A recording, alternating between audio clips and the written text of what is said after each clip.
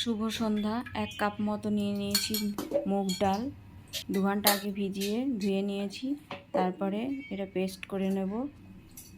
এই যে আমি পেস্ট করে নিয়েছি। তার মধ্যে নুন দিলাম স্বাদ মতো, একটুখানি হিং দিলাম, গোলমরিচের গুঁড়ো, ধনেপাতা কুচি আর কাঁচা লঙ্কা কুচি দিয়ে এটাকে ভালো করে মেখে নেব। 2 মিনিট ধরে ভালো করে ফেটিয়ে নেব, নিয়ে ঢাকা দিয়ে রেখে দিলাম। তারপরে কড়াই বসিয়ে দিলাম। 2 টেবিল চামচ মতো সাদা তেল নিয়েছি। একটু গরম মশলা দিয়ে দেবো ফোড়নে। দিয়েছি এলাচ, লবঙ্গ, দারচিনি, 2টো টমেটো পেস্ট করে নেব। এই 2টো টমেটো পেস্ট করে আমি দিয়ে দিচ্ছি এর মধ্যে।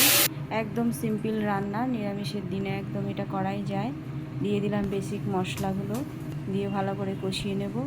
এদিকে 2 টেবিল চামচ মতো দই আমি একটুখানি ফেটিয়ে নিয়েছি। নিয়ে এবার এর মধ্যে দিয়ে দেব। গ্যাসের ফ্লেমটাকে একদম কমিয়ে দেব তখন। নিয়ে একটু নাড়তে হবে, নাহলে ছেড়ে যাবে। তারপর দিয়ে দিলাম একটুখানি চিনি। ওটা দেওয়ার পরে দিয়ে দিলাম গরম জল। গরম জলটা যখন ফুটবে, এবার এই ফেটানো ডালটা পকোড়া আকারের শেপে বা বড়া আকারের শেপে এইভাবে দিয়ে দেব। দিয়ে একটুখানি ঘুরিয়ে নেড়ে নেব। খুন্তি তখনই দেবো না সঙ্গে সঙ্গে।